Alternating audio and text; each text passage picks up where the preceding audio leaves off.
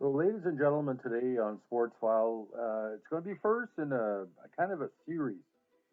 I broke down this before, but I'm going to be doing a regular column from now on for the summer of 2020, breaking down some of the most important periods in NHL playoff history.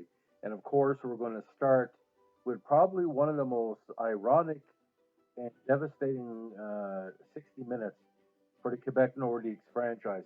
I basically believe that there was divine intervention in this contest, and I tell you why.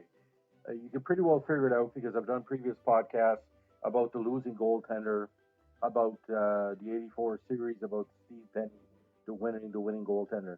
Well, let's just break this down for a second. In Game Six of the divisional final between the Montreal Canadiens and the Quebec Nordiques. Now, this was a game that will go down the annals of sports history as one of the most interesting and the most dramatic.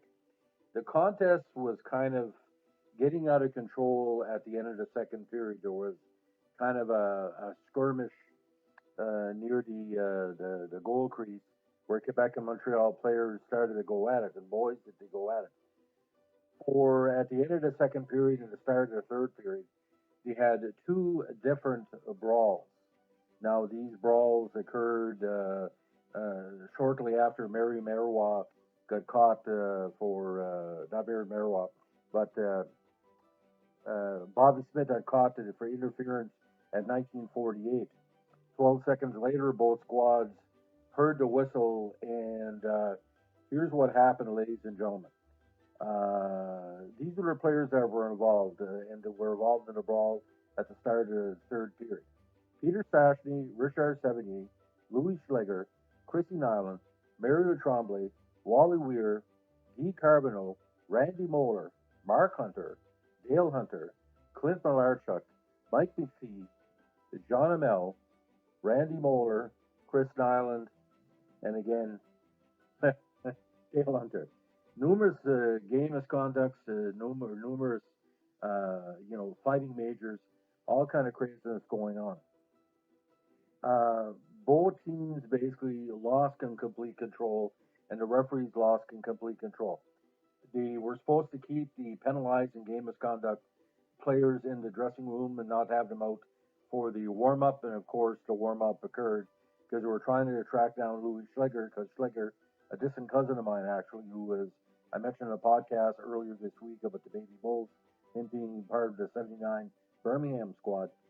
They were trying to kill him because he sucker punched John Amell. Well, that's a sucker punch. Mario Tremblay was trying to break them up. Like that idiot's going to solve anything. I've never been a fan of Mario Tremblay, even though I'm a Montreal fan. Anyway, it pretty well not say ended Hamel's career, but completely threw it out of whack. So let's set the scenario. It starts in the third period. It's pretty well mostly 3-on-3 and one player down hockey, shinny hockey, as Bob Cole said, is the infamous call of the game. We were noticing early in the third period that Larry Robinson, for some reason, was looking extremely tired. There was a heavy backhanded pass to Robinson in the zone with Montreal zone with 2 minutes left. He lost control, and Goulet, Michel Goulet, the sniper that he was, basically took advantage and scored to put Quebec ahead 2-0. Robinson slammed his stick down, and he missed the puck when he slammed his stick down. But no, none of the announcers on the English side basically said this game is over. But the French announcers on SRC basically said, Montreal's got it pretty well smart now. But let's put this in perspective again. Here's the key. 82, when Dan Bouchard, the former Atlanta Flames goalie, the number one goalie for Quebec in '82, said God wanted him or gave him the capacity to beat the Montreal Canadiens. Just remember this for a second. If you don't know what's going on, you know what's going to happen. God does not choose a team to win over the other. He didn't choose the Bouchard to win in '82. He definitely didn't choose. Even the devil couldn't come up with what happened to Bouchard in game 5, the third period. Quebec held that lead 2-0 for 4 minutes. They were dominating the play until there was an open side breakaway by Steve Shutt Steve Shutt could score a goal from 5,000 feet in a pinhole. Bouchard gave up the side. It wasn't a bad goal, and eventually got the momentum going. And for 3 minutes after that, like I said, Montreal was working hard, but Quebec was still in it. But a 9 minute mark, Steve Shutt would very rarely get a garbage goal at this part of his career. Shutt took a feed from the Matt Naslin, and Bouchard, who didn't play the angle, gave up a cheap goal, and it's 2-2. And we're saying to yourself, the worm has turned here. And sure enough, 3 minutes later, Ricky Green scored to put Montreal ahead for good on another feed from Bobby Smith, where Bobby Smith was criticized, where he traded for him. And, Montreal gave up a whole bunch of key players to get him. So this is continuing. And this is where the legendary moment occurs. Guy Lafleur probably played his last consistent period in this game. And he fed John Chabot at 13:27, again on a feed from Nassau. Nassau was all over the place here. All of those goals by Shutt, by Green, Chabot, and later on Carbonneau from Ryan Walter at 14:25. Bouchard was pourri. Terrible. Terrible. This is the guy that said in published reports he was going to use his Christian faith to push the Quebec Nordiques to a Stanley Cup. I read it in La Presse. And even though Will Paymont scored at 16:51 from that Montreal Canadian pest, Jean-François Sauvé, who drove Montreal nuts in the playoffs when he came back from Europe, Alan Cote got the assist. But ladies and gentlemen, why makes this the best, probably playoff third period of the 1980s? 5 things are occurring. The player like Matt Snassen will start to grow. His play here led Montreal to the Cup in '86.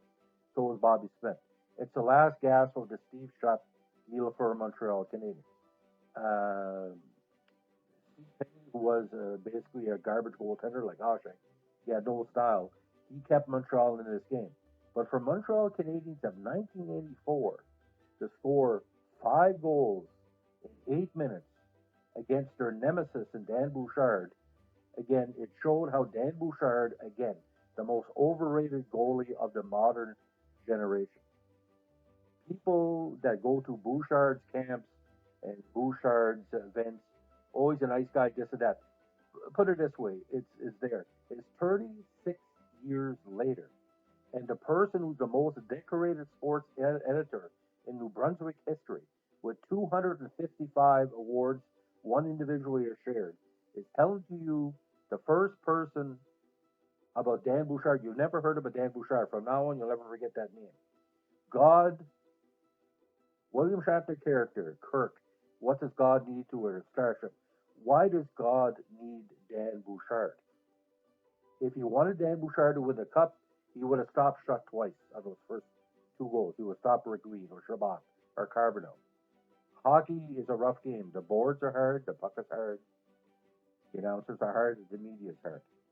So, again, this is my 3rd different podcast, 4th actually, about the '84 season because a lot went on. Nowadays, you watch the playoffs. Oh, yeah, it was great skill or whatever. But back then, it was life. You know that the Quebec Nordiques had a channel that showed all their games called Television Casazo. When the Nordiques left, the channel folded. No joke. Anyway, Dan Bouchard, if I ever meet him in person, I said, listen, man, thank you for your years of service, but you choke like beyond choke. Nowadays, you say greatest of all time. The original GOAT for the Nordiques was Dan Bouchard because he had every opportunity in 1984. I think he would have gave the Honors a good shot, but he blew it because he put too much emphasis on Dan Bouchard. Because just because you beat somebody 2 years before, can't beat him now. He's 2 years older. But he asked to begin the dressing room, where was God tonight when he lost? He had no answer. Because God wasn't there. If God was going to be for anybody back in that day, it would be Wayne Gretzky. And even Gretzky lost against the Islanders that first chance he had them. So God's not a Gretzky fan. I don't think the Lord and Savior, Creator, whoever you call him, Jah, Buddha, whatever, God or the Creator, is not a hockey fan. Because why would he force people 9 months a year in Canada to be the biggest fans of the sport, where 9 months a year we have winter. That's not God. It sounds more like a cold devil because hockey's broken more hearts than every major team in Canada has a heartbreak. Vancouver Canucks in the mid '80s losing the Islanders, Montreal Canadiens losing all the tough series, Maple Leafs, Nordiques, the Jets, on and on and on and on. The Nordiques not being Quebec is a disgrace. He may never be back. Anyway, one of the best periods of all time. The full game is available on YouTube, but you can watch the shortened version on Sportsnet. And if you've never, these things where the black music interpreters listen to songs and give the review on YouTube. We should do that with American fans listening to Nordics games from start to finish to see the reaction. According to one announcer for the Hartford Whalers, he once said on a live mic, "I wish the fans would get excited for Hartford that Quebec Nordiques against Montreal get excited." I guess he was waiting in the wings, watching one kind of game, like a preseason game. He said, "What the heck is this? The fans are cursing each other. The media had a pushing match against the fans." Did you never see this with the Whalers? Well, of course not. They didn't really count. They were just an opponent. Montreal Canadiens, Quebec Nordiques. That was legendary. So again, on this COVID Monday, we wish everybody a great evening. Keep your stick in the ice. But again, I'm not going to make a Dan Bouchard fan club. Actually, if I could sell T-shirts for a Christian charity saying Dan Bouchard, the GOAT of '84, with that hound dog look after he gave up the goal to Steve Shutt, I would do that. So if anybody has a T-shirt company that you want to raise money for your Christian charity, send me put a comment on this podcast. Have a good night. Bye.